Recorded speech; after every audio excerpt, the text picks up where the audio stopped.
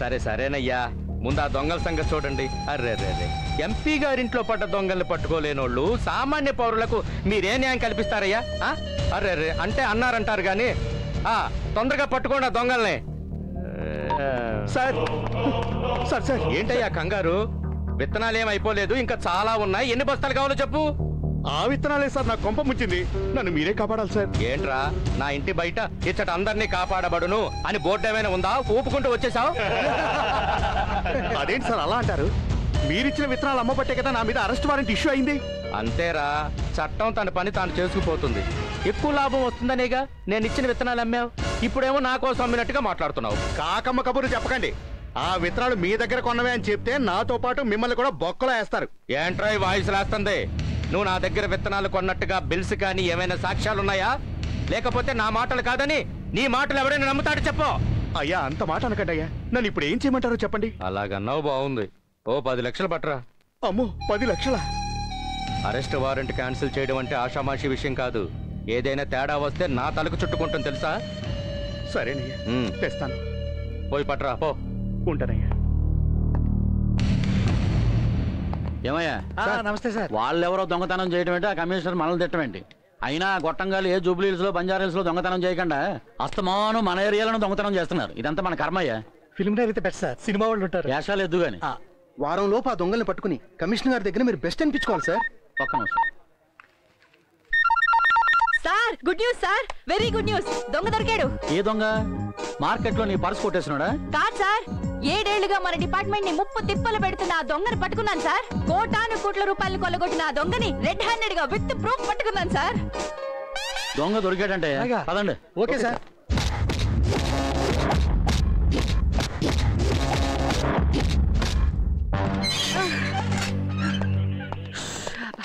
లాఠీ కూడా ఇరిపోయింది సార్. కంగ్రాట్స్ సర్లా. Thank you sir. సిటీని గడగడలాడించిన ప్రొఫెషనల్ దొంగను పట్టుకున్నావు. అవును సార్. మన డిపార్ట్మెంట్ పరువు నిలబెట్టావు. Thank you. 302 లోపల నుంచి బయటికి తీసుకురా. వెళ్ళండి.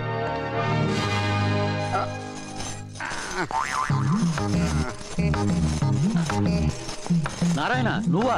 ఏంటి సరిగ్గా నిలబడలేకపోతున్నావు? ఏం చెప్పమంటారు సార్, 40 కేజీల మనిషికి 60 కేజీలు గొలిసేస్తే ఏం నిలబడగలను సార్?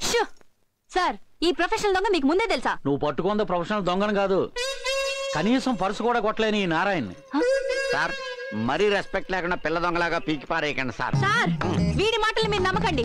వీడు నేను రెడ్ హ్యాండెడ్ గా పట్టుకున్నాను. సార్ వట్టిదే సార్, రెడ్ లేదు గ్రీన్ లేదు, వట్టి హ్యాండ్స్ తోటే పట్టుకున్నారు. అసలు వీళ్ళకి హ్యాండ్స్ పట్టమే రా సార్. ఎలా జాబ్స్ ఇచ్చారు సార్ వీళ్ళకి? రేయ్, కోపం వచ్చిందంటే లోపలికి తోస్తా. ఈసారి 2 లాఠీలు ఇరుగుతాయి. సార్ చూడండి సార్, ఇందులో ఎంత క్యాష్ ఉందో ఇదంతా వీడి దగ్గర పట్టుకున్నాను సార్. చూడు నారాయణ, మనలో మనమాట. ఇంత క్యాష్ నీకు ఎక్కడిది? వీళ్ళే అనుకున్నాను. వీళ్ళతో పాటు మీరు కూడా జమ్మా అన్నమాట. Don't be serious sir. పొద్దున్నే దొంగతనానికి వెళ్తుంటే ఒక షూటింగ్ కనబడింది. అక్కడ మేనేజర్ దగ్గర సూట్ కేసు ఉంది సార్. అది కొట్టేద్దామని ధూమ్లో జాన్ అబ్రహాం లాగా వర్కౌట్ చేశాను సార్. కొట్టేశాను సార్. పాపం మొత్తం డబ్బు కొట్టేస్తే ఏడుస్తాడని నా సొంత 10,000 రూపాయలు సూట్ కేసులో పెట్టాడు. పక్కన పెట్టి వచ్చేస్తున్నాను సార్. అప్పుడు అర్థమైంది సార్, నేను జాన్ అబ్రహాం కాదు, వాడు ధూమ్ 2లో హృతిక్ రోషన్ అని. దీనికి అంత టెన్షన్ ఎందుకు నారాయణ? ఆల్రెడీ దాంట్లో క్యాష్ ఉందిగా సార్. అందుకే మిమ్మల్ని పోలీసులు అన్నారు. అవన్నీ డూప్లికేట్లు సార్. నా 10,000 బొక్క సార్. వెళ్ళి సారీ చెప్పి నా 10,000 తెచ్చుకుందామని వెళ్తుంటే ఇదిగో ఈ ఇంటెలిజెంట్ లేడీకి దొరికాను సార్. ఇవిడికి ఇది ఫస్ట్ కేసు అనుకుంటా. చాలా సీరియస్ గా హ్యాండిల్ చేసింది సార్. సరళా, అతను వదిలేసే. చిన్న రిక్వెస్ట్ సార్, ఈ గొలుసులు నేను తీసుకెళ్ళొచ్చా? దేనికి? ఎందుకంటే పాతన సామాను వాడికి అమ్మేసి ఒక క్వార్టర్ మంది కూడా దామని. సెంట్రీ కనపడకుండా బయటికి వెళ్ళిపో. మనకు అనవసరం సార్. నువ్వు ఎమోషన్ తగ్గించు.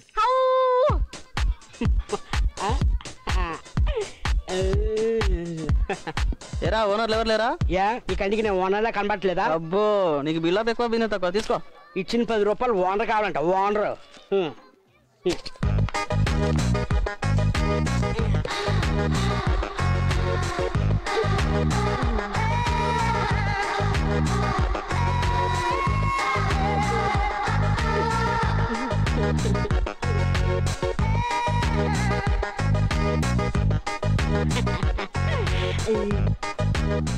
ఏ పొట్టడా, రమణ ఎక్కడా?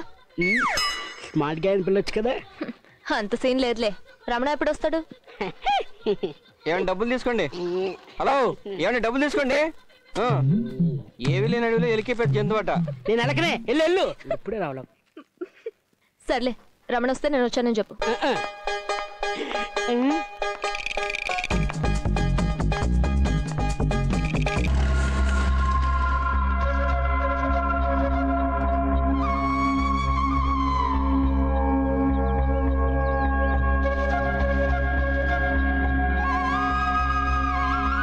ఇచ్చి బస్తాలు దింపుకో. అదేంటి బాబు అలా అంటావు? అంత డబ్బు నేను ఎలా ఇవ్వగలను? అదంతా నాకు తెలియదు, ముందు పైసలు తీ. అంత డబ్బు నా దగ్గర లేదు, నేను ఇవ్వలేను. ఏంటి గొడవ? సమయానికి వచ్చావు, నువ్వన్నా చెప్పు బాబు. ఆయన ఎందుకు చెప్పేది? పరిశ్రమ చేయకుండా పైసలు తీ. అసలు ఏం జరిగింది బాబాయ్? చూడు బాబు, మా ఊరు నుంచి రావడానికి 30 రూపాయలు అయింది. సికింద్రాబాద్ స్టేషన్ నుంచి ఇక్కడ రావడానికి 200 అడుగుతున్నాడు బాబు. మీటర్ అయితే గింత అయింది, అయినా దునియాలో మేము కూడా బతకాలి కదా. దొంగ మ్యాటర్ మాకు తెలుసు గానీ నువ్వు బతకడం కోసం ఇలాంటి వాళ్ళని చంపాలా? అరే ఏం మాట్లాడుతున్నావు? నేను చంపడం ఏంది? మరంతే కదా, ఇలా అందిన కాడికి ప్రతి ఒక్కడు రైతుల దగ్గర దోచుకుంటూ పోతుంటే వాళ్ళ ఆత్మహత్యలు కాక ఇంకేం చేసుకుంటారు? అంటే ఈ పాపంలో నీకు బాగా ఉన్నట్టే కదా. ఈ రైతుల దగ్గర రాజకీయ నాయకులు ఓట్లు, అధికారులు నోట్లు అందిన కాడికి అడ్డంగా దోచుకుంటున్నారు. అదే పని నువ్వు చేస్తావా అన్నా? రైతుల్ని మోసం చేస్తే మనకి తిండి కూడా దొరకదన్నా. ఇందులో ఏమున్నాయి బాబాయ్? టమాటాలు ఉన్నాయి బాబు. నీ కిలోకి ఎంత వస్తుంది? ఎంత బాబు? 80 పైసల నుంచి రూపాయి దాకా వస్తుంది. మార్కెట్లో నువ్వెంత కొంటావు? 10-12 రూపాయలకి. చూసావా ఆ రైతుకి ఎంత మిగులుతుందో? మీ ఇద్దరి మధ్య ఆ దళాలు ఎంత బాగుపడుతున్నాడు. ఈ రోజు పంట ఎక్కువగా పండినా రైతు బాధపడాల్సిన పరిస్థితి వచ్చింది. రైతు పొలంలో ఉన్నంతసేపే మనం సేఫ్గా ఉండగలం. ఆ రైతే లేనప్పుడు నువ్వు లేవు, నేను లేను. నన్ను క్షమించనా, నాకు తెలియకుండా చాలా పెద్ద తప్పు చేశాను. అదేం లేదన్నా, నాకు తెలిసింది చెప్పానంతే. ఇప్పుడు చెప్పు, ఎంత ఇమ్మంటావు? నీ ఇష్టమన్నా, ఎంతో కొంత ఇవ్వన్నా. ఇదిగో బాబు, చాలా సాయం చేసావు బాబు. చల్లగుండు బిడ్డ. దాందే ఉంది బాబాయ్, వస్తాను. సరే బిడ్డ. ఏంట్రా ఈరోజు సర్లో ఒకసారి కూడా కనిపించలేదు? పోలీసుళ్ళు కదన్నా, ఏదో పని ఉంటుంది. ఏంటోరా, రోజు నా చుట్టూ తిరుగుతూ ఉంటే నాకు అసలు ఏం తెలిసేది కాదు. ఈరోజు కనీసం ఒక్కసారి కూడా కనపడిపోయేసరికి అదోలా ఉందా.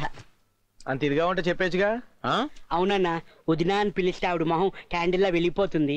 ఏడుకొండలు, మీ అందరికీ ఒక గుడ్ న్యూస్. ఏంటి, పెళ్లిగానే కుదిరిందా? అదొకటే తక్కువ. దొంగలు గాని పట్టుకున్నారా ఏంటి? దొంగల్ని పట్టుకోకుండానే ప్రమోషన్ వచ్చింది. దాంతో పాటే రాజమండ్రి ట్రాన్స్ఫర్ కూడా చేశారు. అంటే మమ్మల్ని వదిలేసి వెళ్ళిపోతున్నావా? వదిలేసి వెళ్ళడం కాదు, మిమ్మల్ని అందరినీ వదిలేక వెళ్తున్నాను. ఇక్కడుండి నీతో మనసులో ఉన్నది చెప్పలేక పడే బాధ కన్నా ఇదేమీ ఎక్కువ కాదు.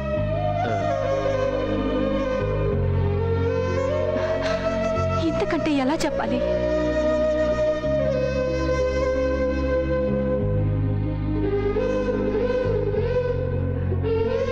నువ్వు చాలా సిన్సియర్ పోలీసువి. నువ్వు బాధపడకూడదు. నువ్వు దూరం అవుతున్నందుకు మేం బాధపడాలి. ఈ కిరణ్ బేడి మా బెస్ట్ ఫ్రెండ్ అని చెప్పి మేము గర్వంగా చెప్పుకుంటాం. నువ్వు ఎక్కడున్నా బాగుంటావు. నిన్ను ఎత్తుక్కుంటూ మేమే వస్తాం. అప్పుడు కూడా నీకు ఇష్టమైన ఉల్లిదో స్వయంగా నేనే చేసి తీసుకొస్తాను. ఓకేనా? అప్పటి సంగతి ఏమో కానీ ఇప్పుడు మాత్రం ఒక దోశ. పిండి కలపండిరా. పార్సల్. ఫైల్ తీసుకురా. చెప్తున్నా మేడం.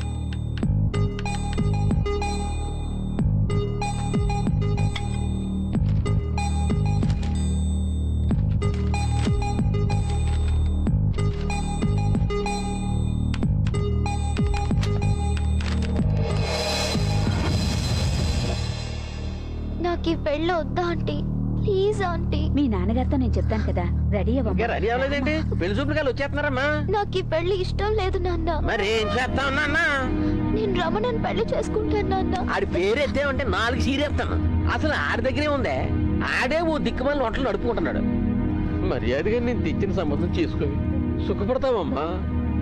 లేదంటే కన్న కూతురని కూడా చూడడం చంపేస్తాను. అన్నయ్య గారు, నేను నచ్చి చెప్తాను కదా, మీరు రండి. ఏంటి అనుకున్నావు? నచ్చి చెప్తానని చెప్పాను కదన్నయ్య.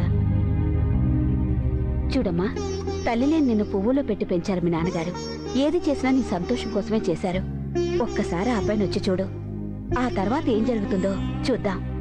సరే నాగలక్ష్మి, అమ్మాయిని ఎలా తీసుకురా, జాగ్రత్త. అక్కడ కూర్చోబెట్టు. మా అమ్మాయి బుజ్జి తల్లి, కూర్చోమ్మా.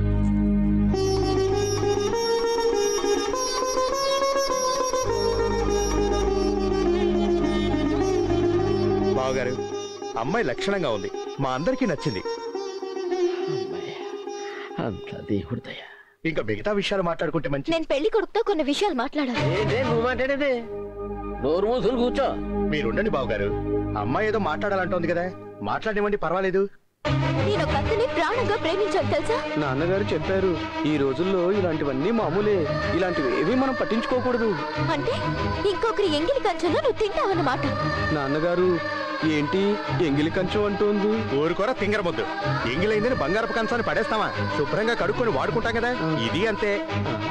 అయినా మన వంశంలో మా ముత్తాతల దగ్గర నుంచి ఇలాంటి పూజకు పనికిరాని పువ్వుల్ని నెత్తిన పెట్టుకున్న వాళ్ళేరా. మీ అమ్మ కూడా అంతేగా. ఇప్పుడు చూడు ఎంత అన్యోన్యంగా ఉన్నావు. ఏంట్రా బోడిలింగం? ఏదో పెద్ద వీరసలింగం గారిలా మాట్లాడుతున్నావు. నీతి జాతి లేని నీలాంటి వాడికి నేను చచ్చినా రాను. ఏంట్రా గోడ కొట్టిన మేకులా ఇంకా అలాగే కూర్చున్నారు? లేవండి. మళ్ళీ పెళ్లి గిల్లి అని మా ఇంటికి వస్తే నేనేం చేస్తానో నాకే తెలీదు. వెళ్ళండి. ఆగండి ఆగండి బాబు గారు, నా మాట వినండి. వెళ్ళకండి. ఏదో చిన్నపిల్ల తెలియక వాగేసింది. మీరే పెద్ద మనకు చేసిన క్షమించండి. అది చిన్నపిల్ల ఏంటండి? ఎంత పెద్ద పెద్ద మాటలు మాట్లాడుతోంది. పోనీలే అని జాలి పడితే మా జాతి గురించే మాట్లాడుతుందా? దానికి నేను నచ్చ చెప్తాను బాబు గారు. ఏంటండి నచ్చ చెప్పేది? అసలు దాని కాదు, దాన్ని అలా పెంచినందుకు మిమ్మల్ని అనాలి. ఈ జన్మలో దానికి పెళ్లి ఎలా అవుతుందో నేను చూస్తాను. ఎంత పని చేశారు? తల్లి లేదని నేను గారాబంగా పెంచినందుకు నాకు బుద్ధి వచ్చినట్టు చేశాను. అసలు నేనంటే కూతురు బతికినా ఒకటి చచ్చినా ఒకటి. ఏంటా మాటలు? ముందు మీరు రండి, తనకి నేను నచ్చ చెప్తాను. రండమ్మా.